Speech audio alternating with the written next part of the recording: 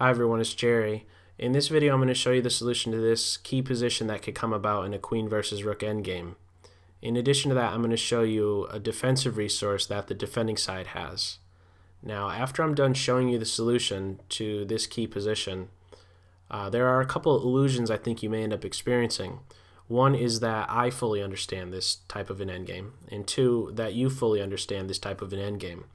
I bring this up because there are a great number of key positions to not only be familiar with, but to of course know the solutions to, before you can fully understand this type of an endgame, one which has stumped the highest level of chess, the Grandmaster level.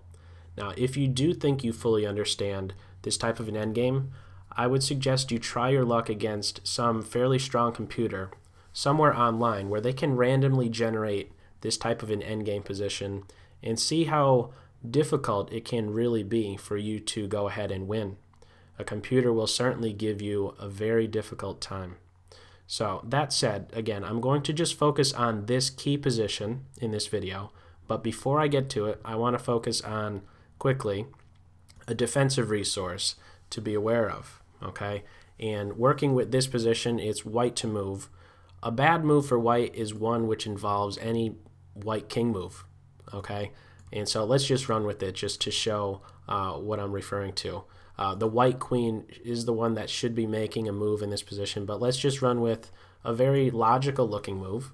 We need to get this king closer to the black king in order to make some progress, so it seems like moving the king is going to be a good choice. However, this is a defensive resource that is now available to the black side, giving check, and the king doesn't have very many options. In fact, going to the f-file would result in first a pin and then win of that white queen. And so the white king is essentially forced to just kind of zigzagging its way along the G and H files. So let's run with it. In each instance, the black rook is just giving check, keeping a close eye on these three possibilities. Okay, so G7, King H5, giving check again. The only exception of, the rook is just keeping a close eye on any of these squares. However, as soon as the white king makes use of G6, that's where we would actually give check here on H6. King takes rook and we have stalemate. Okay, and there's no way to avoid it. This is just going to turn out to be a draw as soon as that king makes use of this G6 square. There's nothing else that white can be doing. And so look at this final position, and we have like a little bit of a triangle going on here. The black king caught on the edge, and the white king can actually be on this G6 square, and that would also be stalemate. This right here, be very familiar with it, this little triangle of pieces right here, because it can be reflected in many ways throughout a chessboard. Just looking at it, if we were to shift it over one to the left, we're working with this position. Again, it's stalemate. The white king can play here or be on that F6 square. Same thing going on, stalemate. Shift over one more, you get the idea. All instances of stalemate, certainly something to be avoiding if you're the side that's trying to win. So again, in this video, this is going to be the one key position of the many out there to be familiar with, okay? And so right now we're working with the situation where it's white to move. So what do we do from here? What is going to be the solution? What we want to do as white, our first task is going to be to obtain this same position, but have it be black to move. And the way we do that is to triangulate our queen. Okay, triangulation is often done with a king, where the king moves 3 times in a row and arrives back at a same position, but with the other side to move. Well, we can do just that with our queen, and that's done by first centralizing our queen.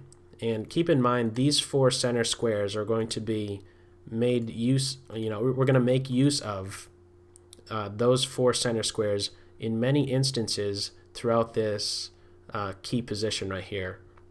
Okay, so we want to first make use of this center square, the one that's going to give check to our opponent's king. Queen to e4 does just that. And if king to h6, and we'll see this at many points in this type of an endgame, whenever the defending side's king lines itself up with our king, we can often just give mate right away. And this position right here is no exception. We could go to h4, we could go to h1, both of which give mate. So a little bit more resistance can be put up by way of king to h8, in which case we make use of a corner square. If the rook blocks, well, we just give mate on h1. So king down to that h7 square, followed by the queen back to where she started, that e8 square. And now we have an instance where it's black to move, and there aren't very many, well, there's actually exactly 14 choices that black would have from here. But just recapping what just happened here, we made use of this center square, we went to the corner square, and then we came back to where we started on e8. We did a little triangulation with our queen. Okay, so now it's black to move. There's 14 choices, one of which is for the black king. Let's eliminate that one right away. King to h6 can be met with first a pin and then win of the rook. You could really pick your favorite variation at this point. You could give check and go to g8, etc. Just keep in mind of little tricks like this with the rook giving check. Don't take with the queen, that's stalemate. Taking with the king is good enough. And so moving with the king, that's out. We're down to 13 possibilities for the rook, but we can do even better than that, eliminating 6 very quickly, because rook to this g8 square leads to mate. So that's one less. Okay, we have 13 possibilities with the rook. We could eliminate this 1, 2, 3, 4, 5, and 6 because we could just be capturing it directly. Okay, so this one right here would lead to mate. All the other ones allows us to just capture that rook right away. So of the 13 possibilities, we've eliminated 6 from the rook. Okay, the queen is on e8. These guys right here, forget about them. We're down to essentially just these 7 right here. 1, 2, 3, 4, along this file right here where there were 7 choices. And of this file right here, we're just concerned with 1, 2, and 3. Okay, so we can actually limit this even further. Okay, we're just focusing on these 7 right here. However, keep in mind the color complex that the defending side's king is on. It's on a light square. And so if this black rook also plays to a light square, that's going to run into a direct fork. So let's focus first on these light squares. If the rook makes use of g4, we play queen to h5. That's a direct fork. And similarly, if the rook now makes use of g2 or b7, we play to e4, picking off the rook. Okay, so the light squares are out, and now we are down to just 4 possibilities, and let's see exactly what we would do in each case. Here's a quick tip. Once we've narrowed it down to these 4 possibilities where the rook is going to a color complex opposite that of the defending side's king, we're going to be making use of a center square where we give check to our opponent's king. Or in other words, no matter where this rook goes to, whether it's c7, a7, g3, or g1, we will be making use of e4 on our next move to give check and then go from there. So let's see the solutions in each of these last 4 cases. Rook to g3, we give check. If the king lines itself up, we give mate. King to g8, well, let's actually first cover king to h8. We just give a fork. So trying something different. King to g8, this is a key move right here. Queen to c4, still keeping a close eye on this possibility should the king play to either of these 2 squares. And really that's kind of what the king is having to do, because otherwise king f8, it lines itself up, we have mate. Okay, so either of these 2 runs into queen to h4. So we had 4 to be covering. That's 1 less. We have just these last 3.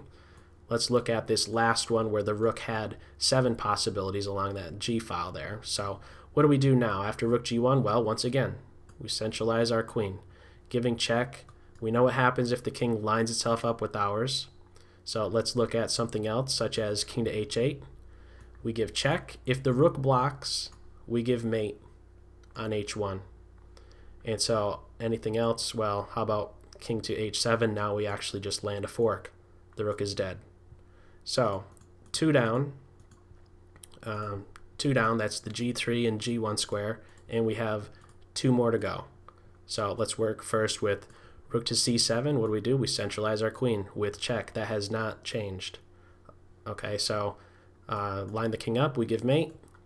Where else? If the king plays to, let's say, this g8 square, we give check on g2. And we want to keep in mind that we want to keep a close eye on this corner square. We want to be able to have that square available to us.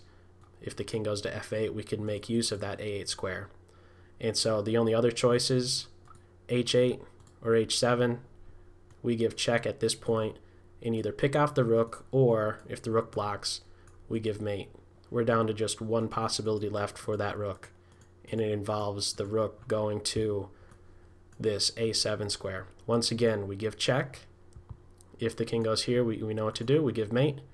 If the king plays to here, and this is a very important point right now, we give check on this g4 square.